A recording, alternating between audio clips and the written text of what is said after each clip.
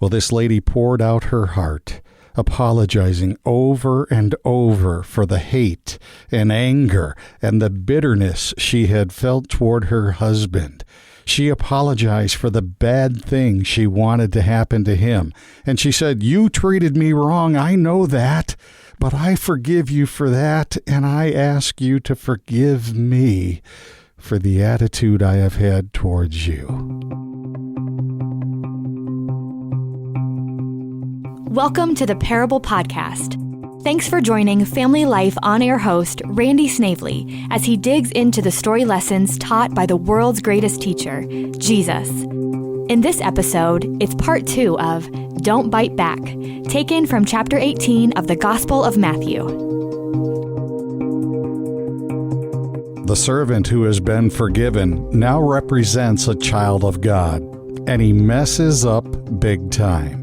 A fellow servant owes him money, but not nearly as much as what he owed the king. The forgiven servant responds to this servant harshly. He grabs him and starts choking him, demanding payment. The second servant responds exactly the same way the first servant did to the king. He falls to his knees and begs for more time to raise the money so he can pay him back. But instead of having pity on him, he has him thrown in jail. Now make no mistake here. This second servant was in the wrong. He owed a debt that he didn't pay. The first servant had every legal right to demand repayment. But because of what had just happened to him, he had no moral right to demand that payment. He doesn't need the money anymore. His debt had already been paid. The sins committed by the second servant were so minute compared to the sins the first servant committed against the king that the first servant should have had no problem whatsoever forgiving the second servant. Here's the application. In light of what God has done for us through Jesus' death on the cross and the forgiveness given, we ought to also forgive others, no matter what they have done to us. Pastor Ingrid goes on to say, "It is impossible to receive forgiveness gratefully from one and to refuse it vengefully to another. When I choose to receive forgiveness, I obligate myself to practice forgiveness." Other servants in the king's palace understood what the first servant was doing was wrong, and they reported his actions to the king. And the Bible tells us the king gets angry. He turned the servant over to the jailers to be tortured until he should pay back all he owed.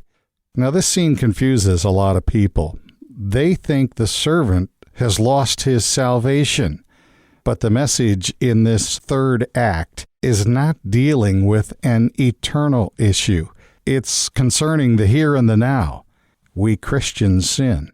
All sin is wicked.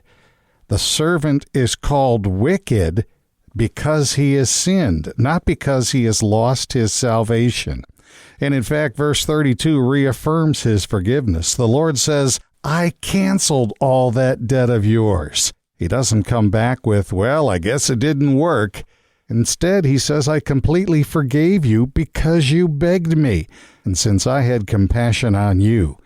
Don't you think you should have had pity on him like I did for you?" The king did not say, "You should have given him the opportunity to work off the debt." No, he tells the servant that he should have freely and completely canceled the debt the same way it had been done for him. It's a natural reaction for the master to get angry over this. God gets angry at sin. When we Christians sin, God gets angry. He is not happy with us. And if you don't think that's true, Hebrews 12:5 needs to be revisited. God is speaking to his children, believers, followers of his, and he says, "My son, do not make light of the Lord's discipline, and do not lose heart when he rebukes you, because the Lord disciplines those he loves, and he punishes everyone he accepts as a son." The Lord disciplines us to get us to come back to him with a confessing, repentant heart. Until that happens, if we continue to refuse to forgive a brother, the punishment and torture will continue. Now, the torture often comes in the form of slavery. We become slaves to those whom we want revenge on. Our hearts and minds can be overwhelmed with evil thoughts, and they can consume us.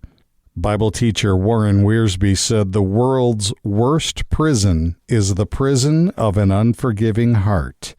If we refuse to forgive others, then we are only imprisoning ourselves and causing our own torment. And S.I. McMillan observed, "The moment I start hating a man, I become his slave. He even controls my thoughts. I can't escape his tyrannical grasp on my mind. When a waiter serves me steak, it might as well be stale bread and water. The man I hate will not permit me to enjoy it."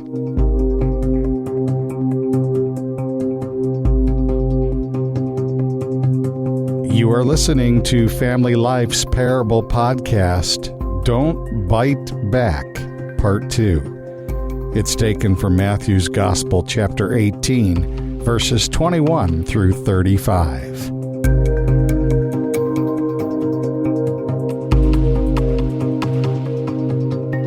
Years ago, Family Life's Performing Arts presented a theatrical production that had me playing a very bad person. I was an evil, wicked man. I had a harem of women, and I treated them badly, abusing them both physically and emotionally. It wasn't a part that I relished playing, but I understood why it needed to be played.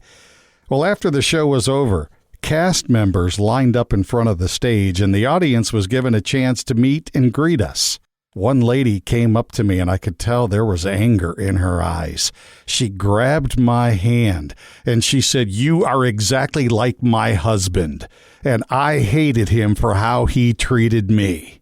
I was a bit alarmed, and then she started crying, and I could feel the eyes of others around us looking just to make sure everything was okay.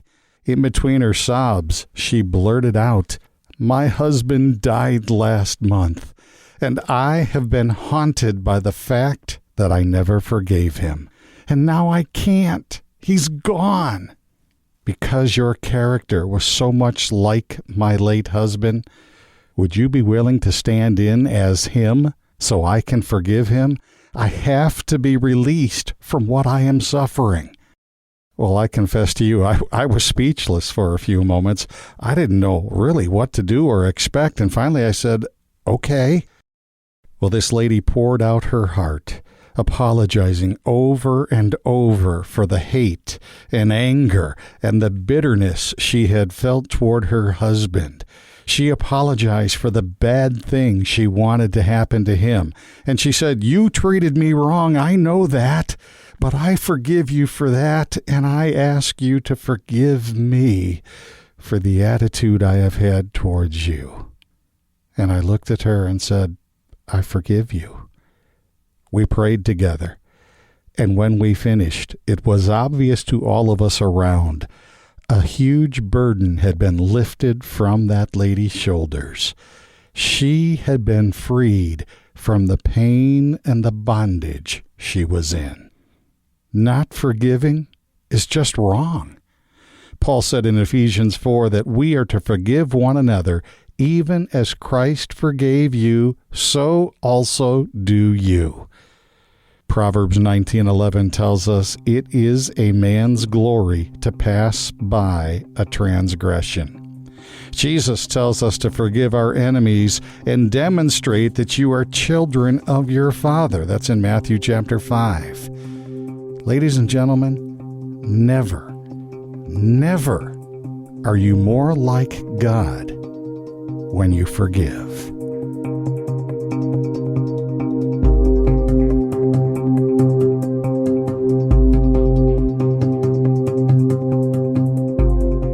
This has been the Parable Podcast with Randy Snavely. Click the subscribe button so you'll know when new episodes are released. And be sure to check out Family Life's other original podcasts, including If That Makes Sense, Business by the Book, and Rise Up with Steve, Therese, and Tim. Family Life is a listener-supported ministry. Your partnership makes podcasts like this possible. Find out more at familylife.org.